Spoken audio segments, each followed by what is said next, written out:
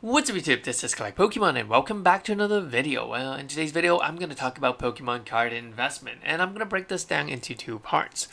The first part is talking about my own personal investment and and to really show you guys certain numbers and values and the exact products that I sold or that I have bought, to let you guys understand about Pokemon card investment.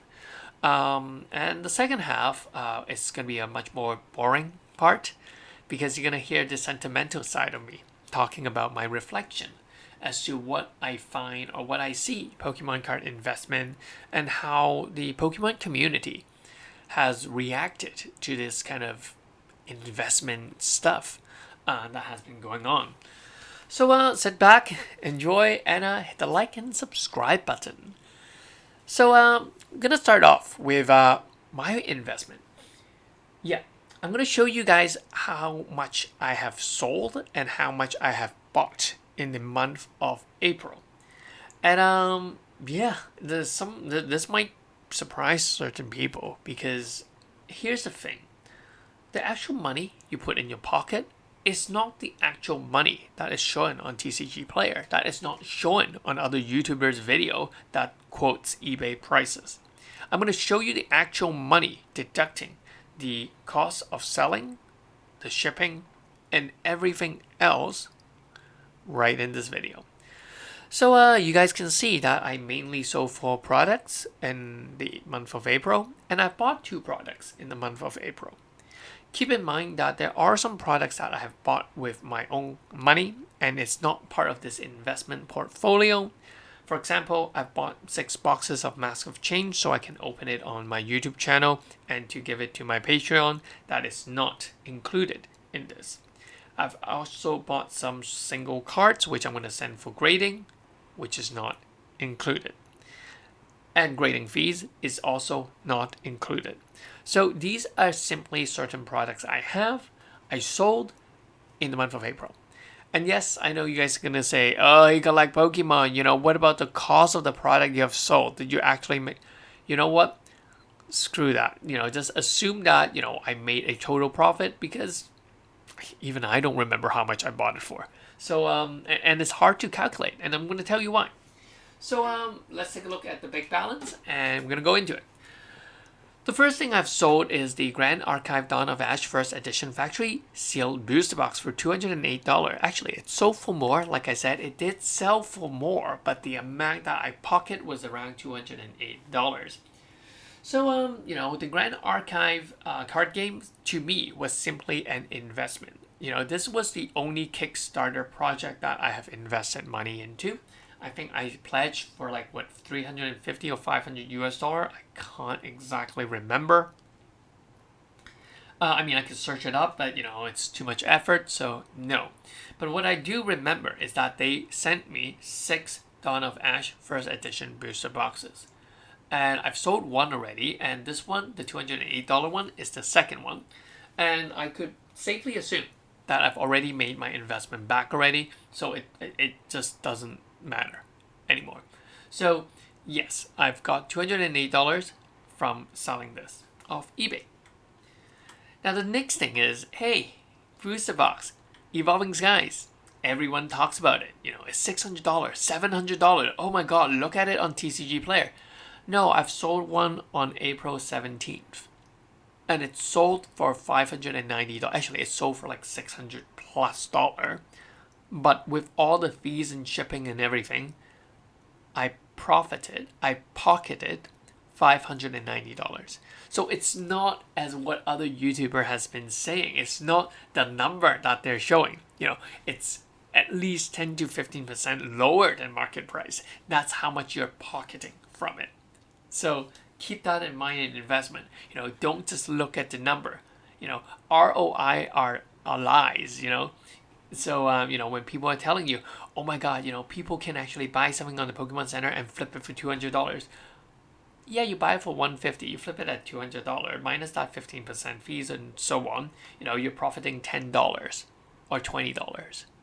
Just work in McDonald's, guys. Seriously. Anyway. So that's that. The third product I sold was a PSA 10 Lugia. And this is an interesting one. It actually sold for $265. Actually, I pocketed $265. I was expecting more for the Lugia because before sending it off to eBay, I actually did a bit of research. I thought that this card was going to be sitting at around 500 US dollar, but it didn't turn out that way. And the reason why it didn't turn out that way is because, yeah, it's a single card. The problem with single cards, or selling PSA 10 single cards, is that you have to really have the right audience at the right time. It's a little bit of luck, you know. Not everyone that wants a shiny Lugia will monitor the eBay marketplace all the time. So when the products like single cards are much more diverse, sometimes you can actually get some really good deal because it just happens that no one was watching that card at that moment in time. And so you're able to snatch it at a much lower price. And that's what I think is happening here. Whereas if you have a sealed products or booster box, or even more popular booster box, there are more eyeballs on it. There are more interest in it for people. And so, yeah, that's why people are just, but that's why sealed products, you can actually sell it at a much more constant market value than something that is a single card. The fourth product I sold was mainly an experimental product, which is a graded PSA 10 Japanese booster pack. And this one I chose was the Tag Team All Star. It's over it pocketed $64, and the grading cost was around $30. So there wasn't much profit to be made here. Even though I did get this booster pack at MSRP, actually below MSRP.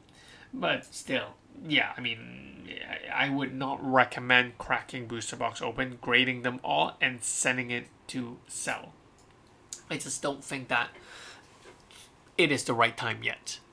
So total, I pocketed 1,128.98 cents. So not bad, $1,000. But I actually spent more than what I've actually made this month. And I spent money on 151. Spent one case of 951. I bought one case of 12 boxes for $900 US. And I bought one case of Shiny Treasure EX booster box for $668 US, totaling at around $1,568 US. So you can see in April's investment, I've actually lost $439.02. So here's the thing. People understood it the wrong way. When I said I have to sell products to buy product, it doesn't mean I don't have the money. It just means that I don't want to accumulate too much products, and I think that as long as they profited some goods, I can reinvest that money. And I want this Pokemon card investing thing to be self-sustainable.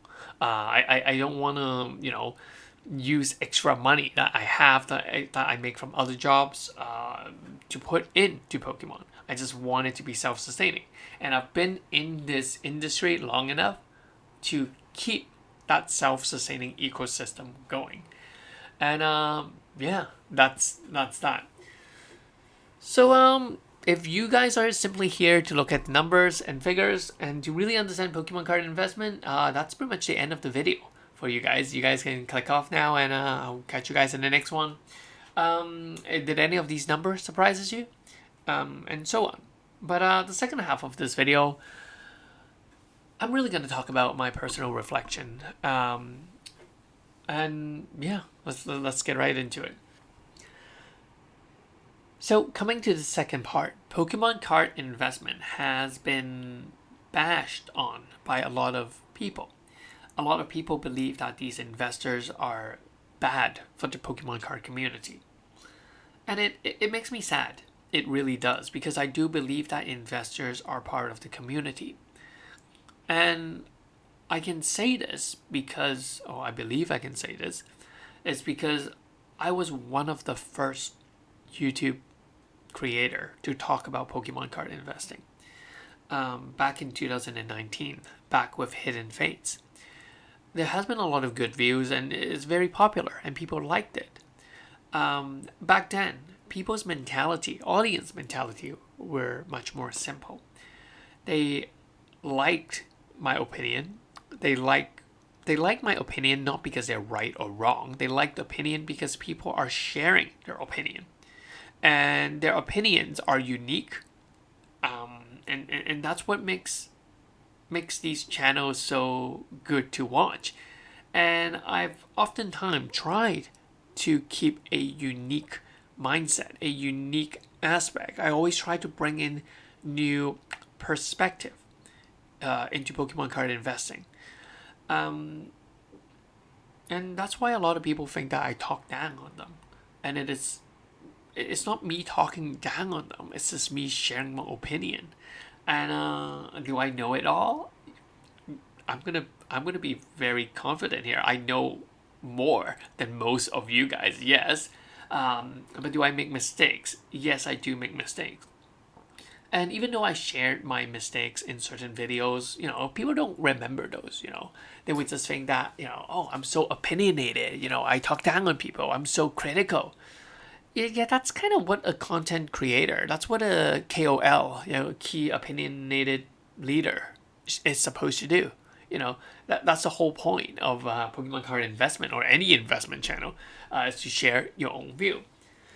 But in recent time, when I click on YouTube, when I watch different suggested investment video, people are talking about the same thing over and over and over again. They just talk about the same idea, the same reasoning. And I mean, yeah, some reasoning might overlap, but it's just to me that everyone is just talking about what is hot, what is trendy. Um, if you go back in the past week, how many people made a video on Lost Origin and how it sold out on the Pokemon Center website? How many people made video on 151? How many people made video or is going to make video on Silver Templars? It's boring. Like, it's really, really boring. And they're not showing numbers. They're just showing numbers on TCG Player and eBay. They haven't actually sold a Silver Templars or something like that. And I really want to change that view. I really want to change people's view on Pokemon card investing. I really don't want them to think that, hey, these group of YouTube content creator that talks about investment, simply is just pumping things up, or they have nothing better to say but to get views. I mean, if you guys think that way, I also think that way. So I do agree with you guys. So, I'm trying to show you guys something new. I'm trying to show you guys something that I do. And I think that that's what this video really is. I do hope that other content creator, I don't mind them following this or copying this, or to show people how much they've bought, how much they've sold, how much they've pocketed, and so on. Yeah, I really want to see that, and I hope to set a new trend. I want to set a new standard for Pokemon card investing. I mean, in the future, I would definitely still talk about different sets and stuff. But I think at the end of each month, I want to make a video like this to talk about how much I've made, how much I'm spending back into Pokemon, and to really show you guys that, for me at least, I don't see Pokemon cards as a money sign, a dollar sign. I don't mind putting money into it. I don't mind losing money in it simply because I like it. And yeah, that's my 2 cents. Anyway, thank you for all of you. If you guys are still listening to this, thank you for staying on this channel. Thank you for subscribing. And I'll keep being me. And I'll catch you guys in the next one. Peace. This is Collect Pokemon. Bye bye.